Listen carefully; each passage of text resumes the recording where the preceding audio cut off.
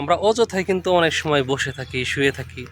তা থেকে কিন্তু অল্প কিছু সময় যদি আমরা এখানে দেই শাকসবজি পিছনে, তাহলে কিন্তু আমরা অনেক কিছু উৎপাদন করতে পারি। আমাদের তার কাজ করে দিবি কবে? কালকে কালকে কালকে দিবি? আচ্ছা, আমি ক্ষেতের অবস্থা দেখতে যাইতেছি। তো ভাবছিলাম যে হাঁস আছে, মুরগি আছে, মুরগির ডিম খাবো, মাংস খাওয়া যাবে। যে আমাদের দৈনন্দিন খাবারের মধ্যে মেইন যেটা থাকে এবং কি গুরুত্বপূর্ণ, সেটা হলো ভেজিটেবল বা সবজি। তো আমারও শখ অনেক দিনের যে এই সবজি চাষ করে খাবো। এর জন্য কিছু জায়গা আমি বরাদ্দ নিছি। আমার জায়গায় ওইটা কিছু জায়গা আমি আর কি চাষ করার জন্য নিছি। তো সবজি চাষ শুরু করি যে কোনো একটা ঝামেলা বাইরে যায়। যেমন অলরেডি আবাদ কিছুটা শুরু করছি কিছুদিন আগে। তো এক সপ্তাহ যাবৎ প্রচুর বৃষ্টি, আমার জ্বর, দেখা যেতেছে জমিতে যেতে পারি না। জমির যে কী অবস্থা হয়েছে তাও জানি না। মানে ওই সবজি বাগানটা আমি গুছিয়ে উঠতে পারতেছি না। তো যাই হোক, আজকে অনেক দিন পর, এক সপ্তাহের বেশি সময় পর, মানে সবজির জন্য কিন্তু এক সপ্তাহের বেশি, মানে অনেক কিছু, এক সপ্তাহ মানে অনেক কিছু। ঠিক আছে, তো যাবো ইনশাল্লাহ, দেখা যাক কি হয়। সবজি বাগানটা আমার গুছিয়ে উঠাইতে হইব যদি আমি আর কি নিজে উৎপাদন করে খেতে চাই। আর আমি মানে অল্প অল্প করে ইচ্ছা আছে বিভিন্ন কিছু চাষ করব, যেন মোটামুটি যা যা আর কি শাকসবজি আমরা সাধারণত খাই তার চাহিদা পূরণ হয়। যাই হোক, সবজি বাগানে যাইতেছি, দেখি যে কি অবস্থা। কে রে তোরা, আবার ফেরত যাস কই? কিছু রাখাইছস না? তোর কাজ করে দিবি কবে? কালকে কালকে কালকে দিবি? আচ্ছা, আমি ক্ষেতের অবস্থা দেখতে যাইতেছি। যাই দেখি। কালকে ইনশাল্লাহ সব শেষ দিন লাগবো সবজি বাগানের। দেখি পাচন নেই খেতে যখন যাইতেছি। কটা করে বাচ্চা আছে?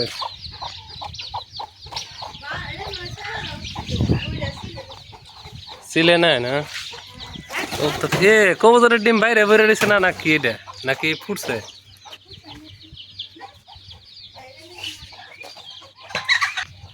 চাষরে কি খেতে না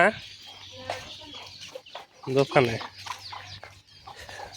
বহুদিন পর খেতে যাইতেছি, দেখি কি অবস্থা। এই যে পাঁচন এখানে আছে, এই তো জমিতে চলে তো আসলাম বহুদিন পর। মানে কাজ হলো,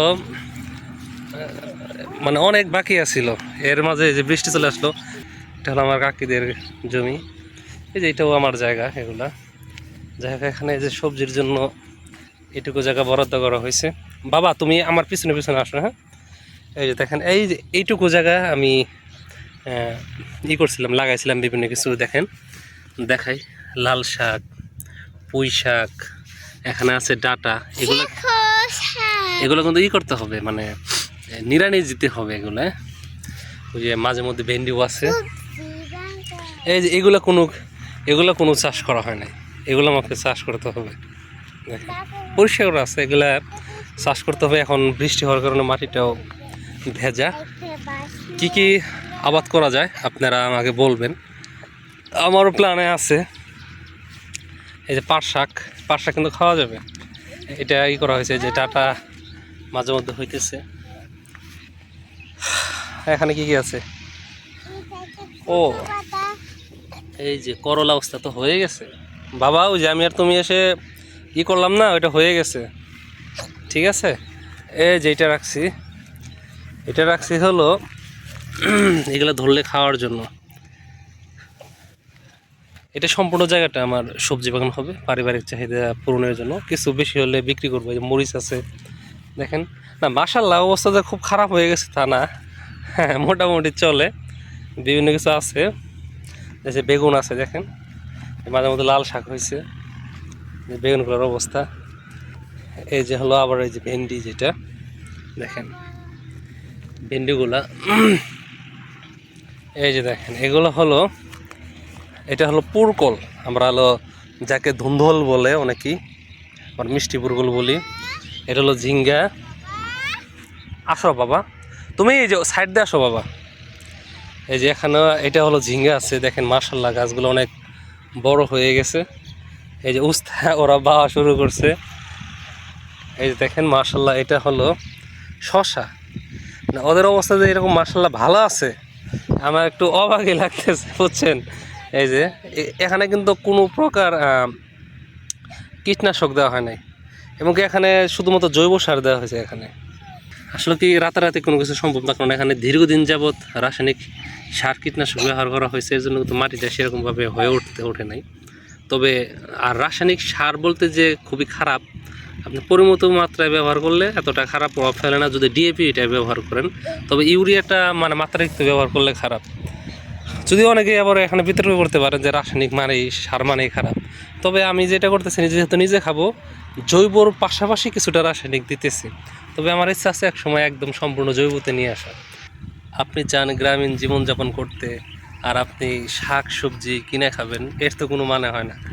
দেখেন, তো প্রায় সব জিনিস সিজনাল যা যা প্রয়োজন তা কিন্তু আমি আবাদ করার চেষ্টা করতেছি, অলরেডি শুরু করে দিছি।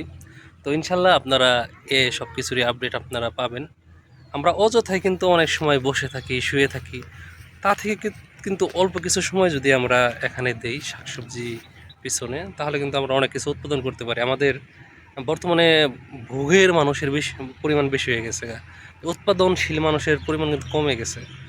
ঠিক আছে, আমাদের উৎপাদনশীল হতে হবে, কৃষিক্ষেত্রে অবশ্যই অবদান রাখতে হবে, এবং কি এটা পরিবারের খাদ্য নিরাপত্তা নিশ্চিত করার জন্য খুবই গুরুত্বপূর্ণ। আর অন্য অন্য কাজের পাশাপাশি যতই পরিশ্রম হোক না কেন, তবুও কিন্তু ইনশাল্লাহ আমি আমার এই প্রজেক্টে কিন্তু আমি চালিয়ে যাব। যদিও বৃষ্টিকাল এখন, এই যে সবজি মানে এগুলা টিকানো খুবই ডিফিকাল্ট, তবুও কিন্তু আমি চেষ্টা চালিয়ে যাবো ইনশাল্লাহ। তার মধ্যে আমি কিন্তু কোনো কীটনাশক ইউজ করব না ইনশাল্লাহ, যেহেতু আমার পরিবারের জন্য। আর একটা কীটনাশক মানে আপনার খাদ্য নিরাপত্তাটা থাকে না, এটা আমি খাই বা অন্য কেউ খাক। হ্যাঁ, দেখেন কোনো কীটনাশক ইনশাল্লাহ ইউজ করা হবে না, যেন কোনো সমস্যা না হয়। যদিও যেমন বেগুন গাছটা একটা মারা গেলে গেলো, আবার নতুন করে লাগাবো। এই যে ভেন্ডি গাছ অনেক বুনছি, অর্ধেক মারা যাক অর্ধেক থাকুক, তবুও যেন খাবারগুলো নিরাপদ হয়, যেটা করতে হবে আমার এই যে মাছা দিতে হবে। এখান থেকে একদম এই পর্যন্ত ইচ্ছা আছে মাছা দেবো, সম্পূর্ণ মাছা দেবো এখানে। আর ওই যে ওটুকু জায়গা সম্পূর্ণ চাষ করতে হবে, মানে অনেক কাজ আছে, মানে বসে থাকার সময় নেই। আমার জ্বর না থাকলে এতদিন আমি আর কি আরও অনেক এগিয়ে নিয়ে যেতে পারতাম। জ্বর, তার মধ্যে বৃষ্টি, এই যে দেখেন পুঁইশাক হয়ে গেছে, এগুলো নিড়ানি দিতে হবে। আর প্রচুর পরিমাণে ঘাস, এর জন্য কিন্তু এই ঘাস দিয়ে কিন্তু একটা গরু পালা সম্ভব। ভাবতেছি কোনো একটা ভেড়া ছাগল এগুলো কিনবো আর কি, এগুলো ঘাস নিয়ে ওদেরকে খাওয়াবো। এই দেখেন মানুষজন কিন্তু এই যে ঘাস কেটে নিচ্ছে যেগুলা, দেখছেন। এটা যে কি, এটা মিষ্টিলাম। যাই হোক, ভিডিওটি এ পর্যন্তই। সবাইকে ধন্যবাদ জানাই ভিডিওটি দেখার জন্য।